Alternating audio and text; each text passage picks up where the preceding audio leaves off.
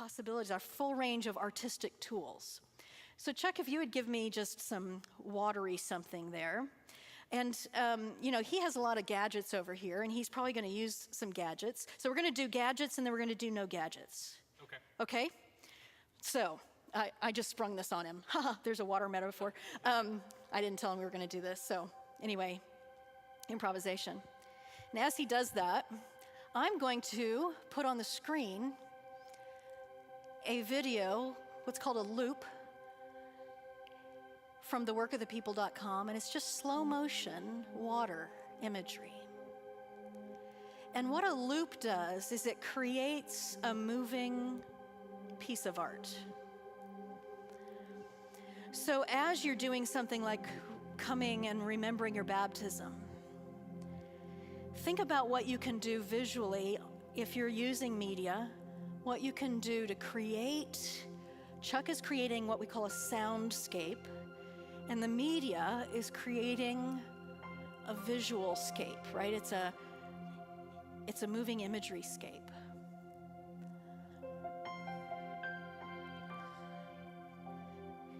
And then you might pray a prayer giving God thanks for the water. And if you're using, for instance, the United Methodist Book of Worship has a lovely prayer for our baptismal remembrances, but also for baptisms of giving thanks over the water. And so what you might do is pour water into a font.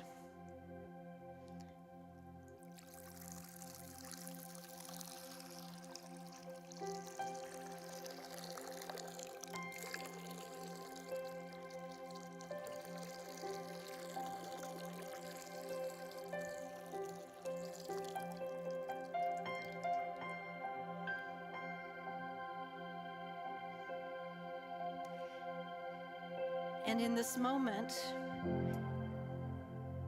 we really don't need any words for a little while, right? So maybe we let that sound of the water happen, and then we pray our prayer of thanksgiving over the water.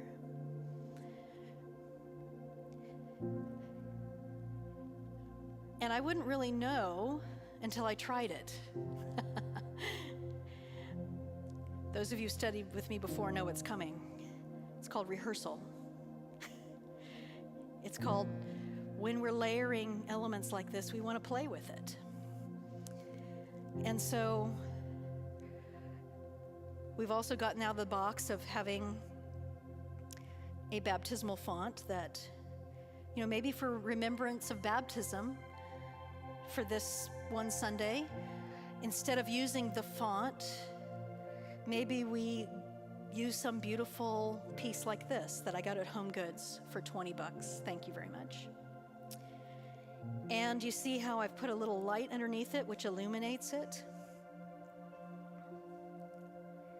It's just when we take a little bit more care with things that now we are, to use a metaphor, immersed in the moment.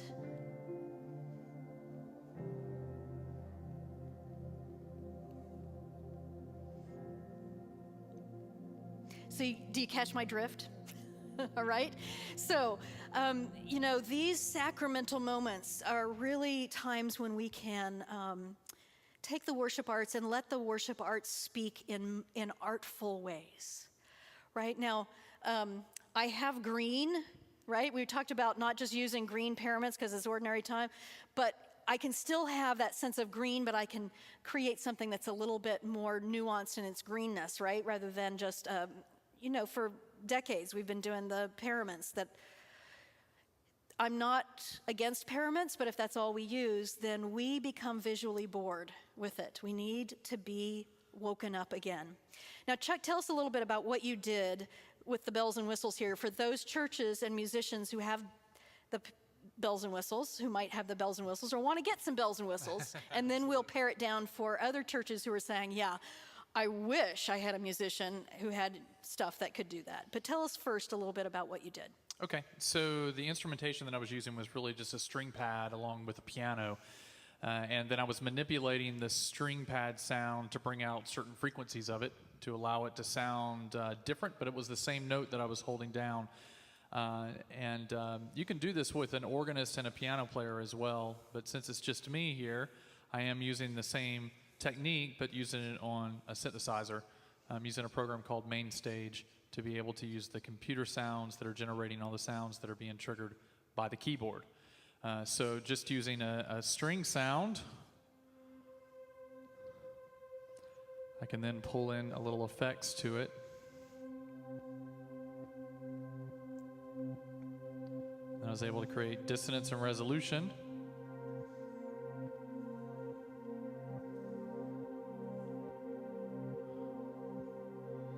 And then over that, I was able to lay a piano sound on top of it that I was hitting the piano note when the drop hits the water. So I was actually timing it out with some of the stuff specifically for what was up on the screen itself. Wow, so you were paying attention to what was going on the screen. I was paying How cool was that? attention. And you probably paid attention to when the water sound started, when I started pouring water, to give space for that as part of the soundscape, right? I did. I took out the piano part, and instead all that it hung on was that one string. Right. And I could then manipulate that a little bit if I wanted to, but it was nothing that was intrusive to what you were doing. Right, right. Okay, so give us just a little taste of, if you are an accompanist and you only read right off the page and you don't have any bells and whistles, but you want to create something that has that sustained sense, what Absolutely. would you do?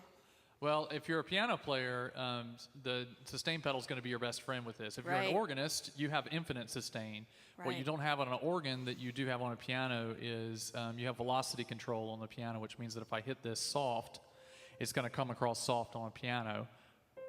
Or I can get louder the harder I hit. On an organ, you can't do that. No matter Right. how hard or how soft you hit it, it's going to be the same volume. So you have to use pedals in order to manipulate that itself. So on a piano, I would use the velocity of me either playing hard or soft to be able to bring in dynamics of what's happening in the movement, of what's going on up in the platform. So if I just had a piano, instead I would pick probably fifths, which means that I'm playing, if I was in the key of C, I'm using C's and G's, which sometimes could very easily be rain if I do this. Right? Just get faster and faster with Right. the pedal down. Now, I wouldn't want to do that all the way through it, but I mean, the Right, idea but that, when see, I that, did that this, inspired you to specifically go It over there. did. That kind of gives that feel. And then using my left hand, if I wanted to create dissonance and resolution, then I can even add.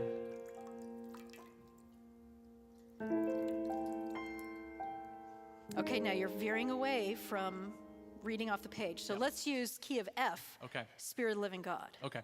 So if I was using Spirit of the Living God and all I could do is just read off the piece of the paper, and that I didn't feel like I had the gifts to improvise, which you do. If you're a musician and you read, all the tools that you need are actually on the piece of paper. We just have to allow our brains to process that information differently. So instead of reading beats 1, 2, 3, 4, 1, 2, 3, 4 in a certain tempo, I'm going to take things out of tempo, and I might just read the downbeat of the first measure and the downbeat of the second measure and the downbeat of the third measure.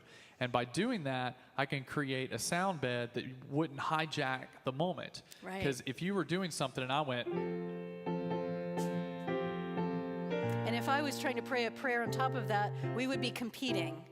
yeah, So even the words you're saying instead- right now, I can't hear because all I can hear is Spirit of the Living God. Aha, exactly, and that's all they're hearing too. Right, so you would just leave some more space, right? Yeah, Take so it I up might- an octave maybe. Well, let me just mention about taking it up the octave. The reason a lot of people in congregations say that it's hard for them to hear during underscores because the music is competing in the same frequency that the vocalist is speaking. So if I'm playing down here and I'm speaking, it's sometimes harder to hear my voice because I'm playing in the same register that I speak in. But if I take that same chord progression and move it up the octave, all of a sudden you can hear me a lot clearer. Plays basically the same thing Right. with the same intensity. It's just I'm not competing with that Yeah, that's at great.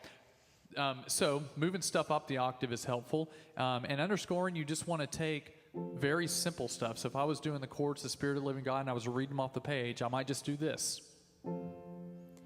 Holy and living God, God of water, God of the Red Sea, God of Jesus' baptism, God of the water right here. Right, I'm just making that up, but Basically, you're I played leaving the me downbeat of room. the first measure, the downbeat of the fourth measure, the downbeat of the fifth measure, the downbeat of the eighth measure. There you go. So at least I think I did.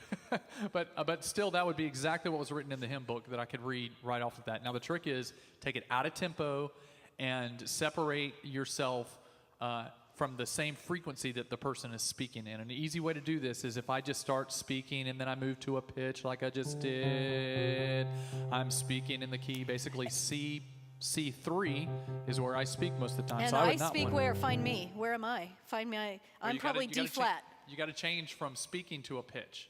I'm speaking now, and here is my pitch. Here is my pitch. There's my pitch. Yep. You're C, but a lot of times you're around D flat or B And flat. I went to C because that's where you were. Okay. There it Fun is. with Marcia and Chuck and learning how to underscore.